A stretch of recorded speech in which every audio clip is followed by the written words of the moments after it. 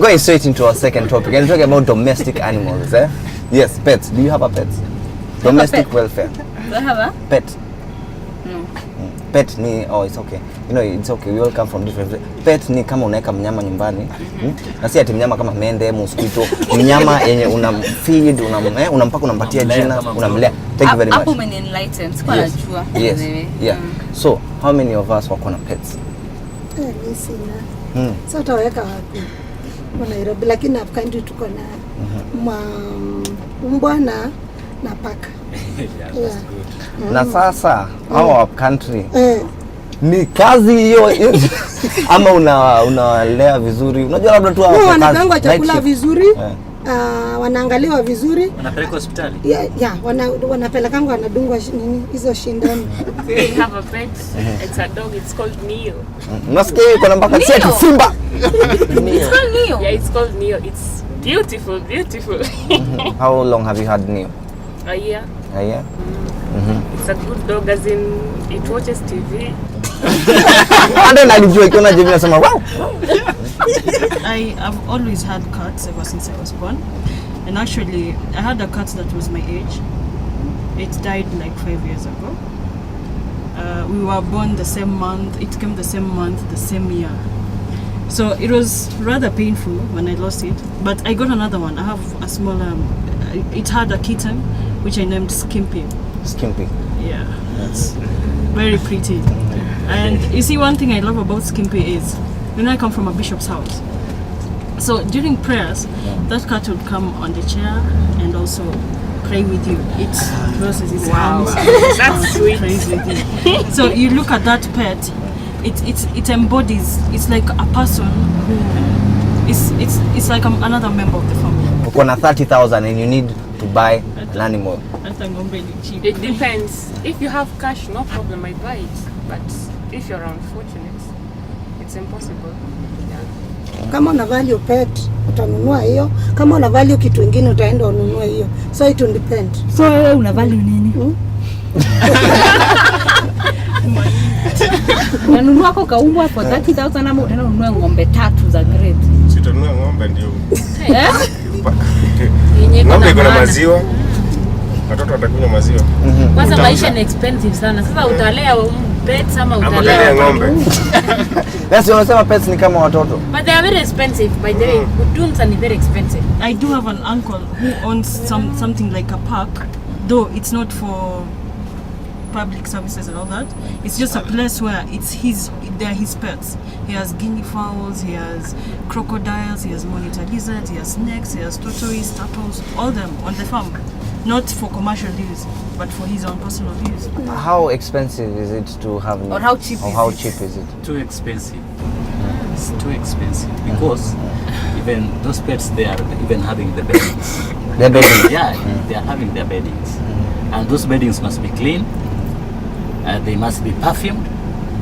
So you just prepare, Bwana, you just don't keep a pet like that, bwana. You must organize yourself to keep a pet. JB, yes. There comes a time when I also get to shine. Yes. And this is my time. Miriam TV. Miriam TV today. Plus JB.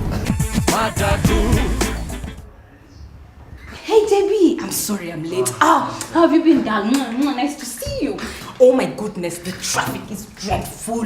How have you been? Why did you not call me that day? And then you never guess what happened. I went out shopping. It was amazing. I got the best things. Remember when you call, Yeah, seriously, JB. Your phone is ringing. Oh, sorry. Oh, it's important. I have to take this. Sorry, excuse me. Hello? Oh, kameamka? Okay, umekapea uji? Nice. Na kameacha kukohoa? Okay. Na maziwa je? Kwa nini? Mwekea hapo atakunywa. Hizi kataaje? Mwekea hapo atakunywa. Okay, sawa.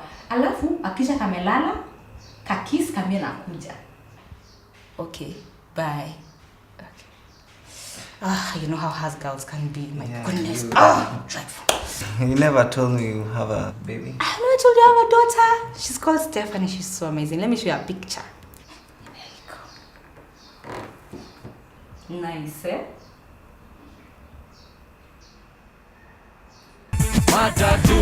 Huyo Stephanie bado yuko? I told you I had 2 cats.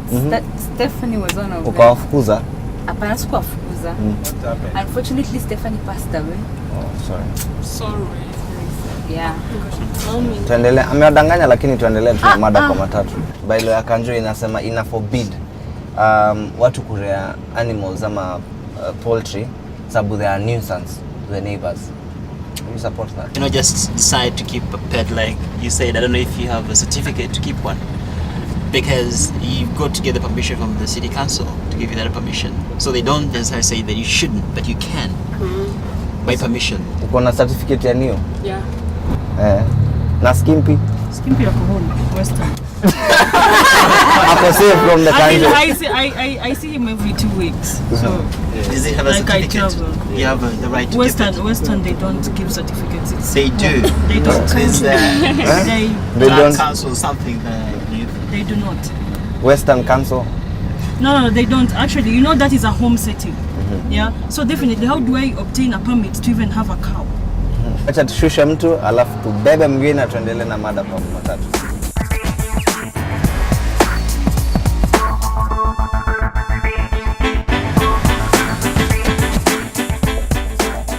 Kuna mtu ashaiumwa na stray dog ama ukaharasiwa na stray animal? Tambo sana nikiwa primary.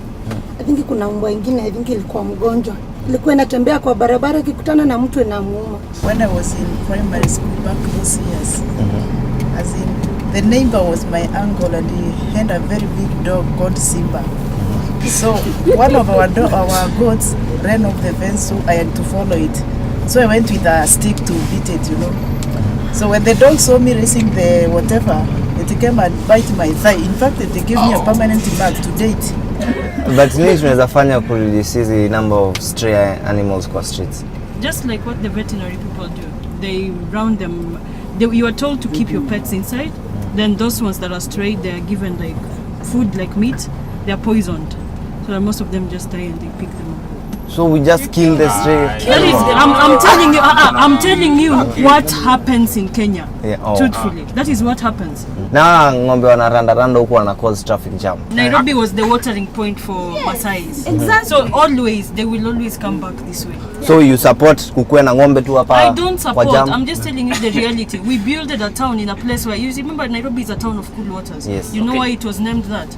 Because it was the watering point of the Maasai. But the status has changed. The status has changed, but the mindset of people doesn't change. These are pastoralists who have stuck on their culture, a culture we are all proud but of. Which grass are they eating here? We're talking about it. Yeah, but other culture, it's coming over back. time, if culture isn't good, we drop it. There's punitive punishment or penalty they have to pay for straying the animals in the CBD. That's what happened. And that's what I'm saying, they shouldn't just bring their cows in the CBD because it's an embarrassment. Wangapi wamekick cat? Cooking. Unajua That is part of torture. Yes. Nikupe adabu kidogo. What are you supposed to do?